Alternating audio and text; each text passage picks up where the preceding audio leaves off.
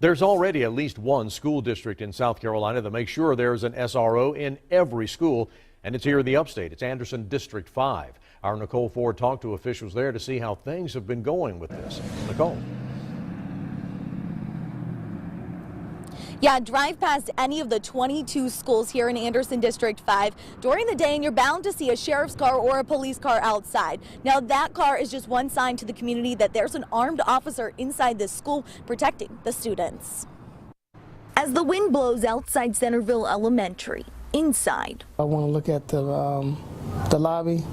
I look inside the lobby. The halls are patrolled by Deputy James Teely. So normally this will be the last one I check and make sure they're locked. He's one of 22 school resource officers in Anderson District 5. Every school has an SRO, armed SRO. A decision made by the school board as an investment in their students' safety. It's a financial decision.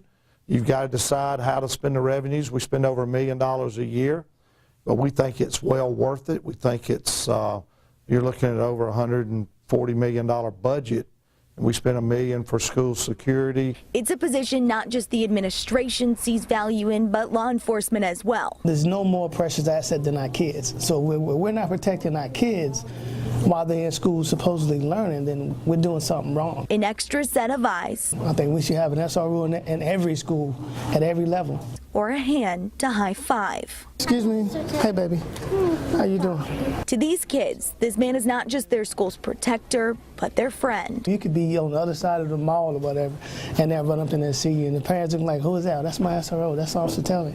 While it may be his first year in these halls, he plans to be there for many more.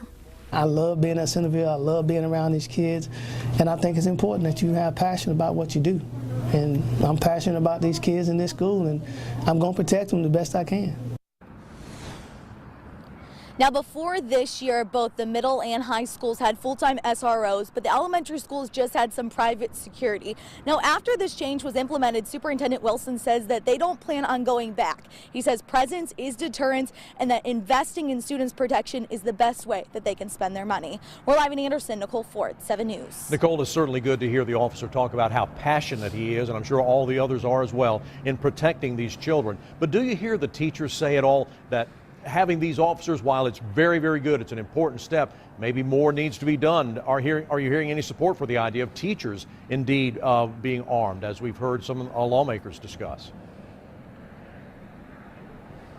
Well, none of the teachers that I talked to at Centerville Elementary said anything about that today, but they did say that they were at ease having a full-time SRO at school. As for Anderson District 5, they said they're not on board for arming their teachers. They say teachers' roles are to teach in the classroom. That's why they have law enforcement present on campus to protect the students. All right, Nicole Ford live in Anderson County tonight. Thank you, Nicole.